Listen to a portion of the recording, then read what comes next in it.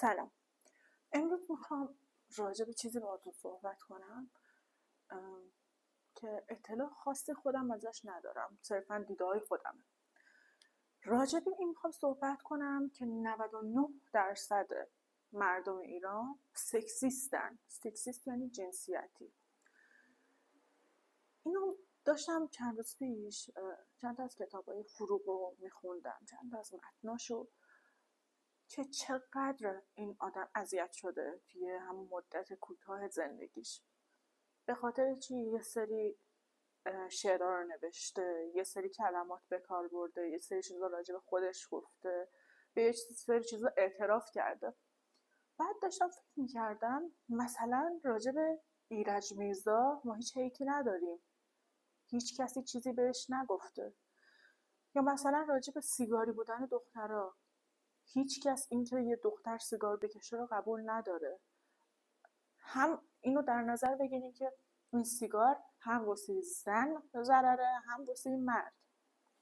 اون 1% هم گفتم، اونو میذارم که اون 1% آدما که خیلی پافشاری میکنن که نه ما اصلا جنسیتی نیستیم، واسه اون میذارم، وگرنه در کل به نظر من همه آدما جنسیتی هم. حتی اگر مقوله ازدواج هم نگاه کنیم، خیلی چیز عجیبیه، خیلی چیز عجیبیه. یعنی الان که داریم به جایی میرسیم که خب بعد اگر طلاق بگیرن بعد ازدواج، زن طرد میشه، هیچ وقت مرد طرد نمیشه. یعنی درسته که اگر مهریه باشه مرد تحت فشار قرار میگیره از لحاظ مالی، اونم اگه بگه که مثلا نه من ندارم، اونم برش قسطبندی میشه که اصلا هیچی ازش نمیمونه، انقدر ماهی مثلا باید چقدر بده. ولی اون عذاب روحی که به زنها میدن، مثلا تعداد خودکشی هایی که زنها میکنن بعد طلاق خیلی زیاده. کلا زنها از نظر احساسی طرد میشن. بعد شما فکر کنین توی یه 10 سال اخیر مردها همون مهریه رو میخوان بردارن. یعنی انگار همه با هم یه دست شدن اون مهریه رو بردارن. و خیلی بر من جالبه که مثلا ما به خاطر اگر بخوایم یه برابری رو در نظر بگیریم، میگیم که امیدواریم سربازی برداشته شه. ما زنها به این منطق و درک و شعور رسیدیم که خیلی خیلی از زنهای دور و بر ما میگن که امیدواریم سربازی برداشته شه که این فشار از روی مردها برداشته شه، این فشار رو زندگیشون نباشن. همه زنها، برادر، پارتنر، شوهر، بالاخره این نفر رو دارن که مثلا سربازی رفته باشه و میدونن که چه فشاری داره. و یادمه به خاطر اینکه راجب سربازی دخترها حرف زده شد، چه ریاکشن های بدی داشتن مردا، که مثلا خدا رو شکر مگه برابری فقط سربازی رفتن دختر است؟ من نمیگم من اصلا توی این کشور 100% با برابری مخالفم. بعد من خودم یه مدت فمینیست بودم و برای خیلی از آدمای دور و برم، به خصوص مادرم که مثلا واسه نسل‌های قبله، اینا توضیح میدادم. بعد که مثلا یه سری حرفا زده میشد توسط همون آدمای نزدیک، مثلا دهه 50-60 متولد شدن، اصلا این رو درک نمی‌کردن. آقا خانم ببخشید، شما یه آدم مستقلی، نیاز به اجازه کسی نداری. اجازه براشون مثلا لفظ نبود، میگفتم که ما مثلا میخواستن با من مخالفت کنه، میگفت که باید از بابا اجازه بگیرم. بعد شما این لفظ رو نباید بیای که اجازه بگیرم از شوهرم، شما یه آدم مستقلی، بگو شوهرم باید مشورت کنم، من اینو قبول میکنم. مگر پدر من، روی آدم شخصی خودم مثال میزنم، پدر من بخواد بره اجازه میگیره؟ اطلاع میده. من میگم هم این اطلاع دادن اشتباهه، هم این اجازه گرفتن. شما باید ما هم مشورت کنیم. امروز میخوام با دوستان مثلا برم بیرون، اوکی؟ آره اوکی، چرا که نه؟ این اجازه نیست، این صرفا این مشورته. یا مثلا زنها اجازه میدن که طرف مقابل پارتنرشون دوستاشون رو محدود کنه، براشون لباس تعیین کنه، حجاب تعیین کنه. غیر قابل درکه، واقعا غیر قابل درکه. یعنی چی؟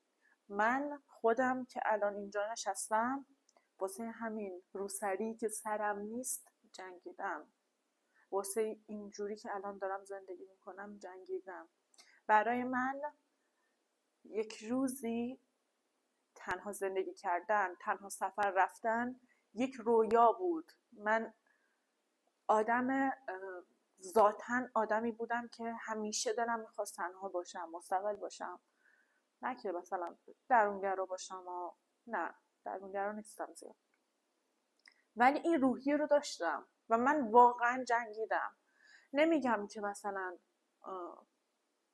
شما هم بخواین تنها زندگی کنید، ولی واسه استقلال خودتون بجنگین، نذارید اجازهتون دست کسی باشه.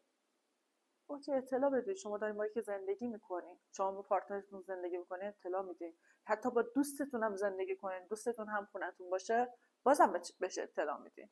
ولی اینکه افسار زندگیتون رو به عنوان یک زن بندازین گردن یکی دیگه درست نیست. مثلا توی این چیزایی که تو سوشال میدیا میبینیم، شیما کاتوزیان خیلی به نظر من یه سری وقتا ضد مرد میشه، یه سری وقتا هم حرفش درسته. یعنی نمیشه همه ویدیوهاش، مثلا من یه سری چیزا دیدم این که مثلا میگه با مردی که پول نداره. ما هممون داریم توی این کشور زندگی میکنیم، پای حقوق 13 میلیونه. الان من که مثلا 25 سالمه چیکار میتونم توی این زندگی کنم که از یک مرد این توقع داشته باشم؟ من به عنوان یک زن دارم میگم که اوکی، اگر من میخوام ازدواج کنم تا یه حدی من راه میام، تا یه حدی من میارم جلو، تا یه حدی هم طرف مقابل بیاد جلو. دور و برمو میبینم خیلی ازدواج، دور و بریای من دارن ازدواج میکنن، میبینم که متاسفانه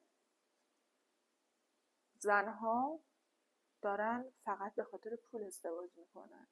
خیلی غمگینه، خیلی این موضوع غمگینه. قبول دارم همه تو شرایط بدی هستیم، ولی این که صرفاً یک نفر بخواد بره به خاطر این که یک نفر پول دارتنه باشه ازدواج کنه، برای من قابل درک نیست. اون آدم باید به تو عشق بده، باید همراه تو باشه. کسی که یکی دو نسل حداقل با تو فاصله داره نمیتونه اون عشق رو بهت بده. جنس عشقش از جنس تو نیست، نمیتونه اون درک رو بهت بده. حتی لفظ هایی که دهه 70 و 80 استفاده میکنن باز با هم دیگه هم حتی فرق داره، چه برسه اونی که دهه 60 و 50. اینها همیشه برای من عجیب بوده. دارم فکر میکنم به خاطر ترس از یه شرایطی ازدواج.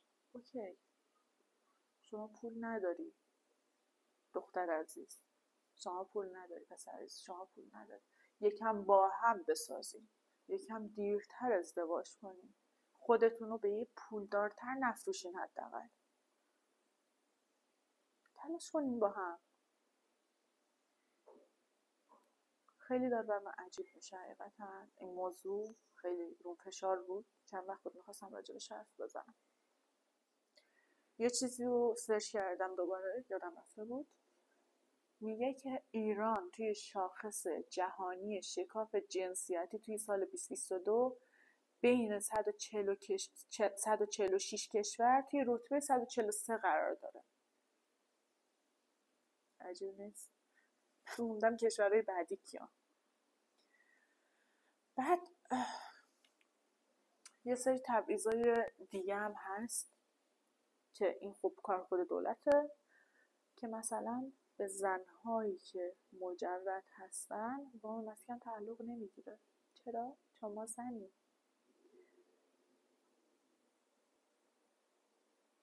خیلی همه چی غیر قابل درکه. چرا؟ چون ما زن زاده شدیم. یا اصلا توی اجتماع میبینیم که مردها راحت رفتار میکنن. توی کارخونه ما میریم مهمونی، مثلا میبینیم که کلی پسر هستن از من کوچیک‌ترن، اونا نشستن، خب ما داریم کار رو انجام میدیم، کسی هم مخالفت نمیکنه. چرا؟ چون بی‌ادبیه. کسی مخالفت کنه میشه چی؟ سلیطه هم میخوره. سلیطه حالا یعنی چی؟ یعنی آدمی که سلطه طلبه، ولی توی معنی عام اصلا یه چیز دیگه است، خودتون میدونید. یا مثلا یه آدمی یه عکس از خودش بذاره، یه زنی، 1000 تا اسم میخوره روش، مخصوصا اگه این آدم کسی باشه که طلاق گرفته، این زن کسی باشه که طلاق گرفته. ما میخوایم بریم سر کار، در نظر بگیریم کارفرما آدم چشم پاکیه، خوبه، کاری نداره، یه حقوق نمیده و 1000 تا چرت و پرت دیگه نمیگه. چون زنیم کمتر حقوق میگیره،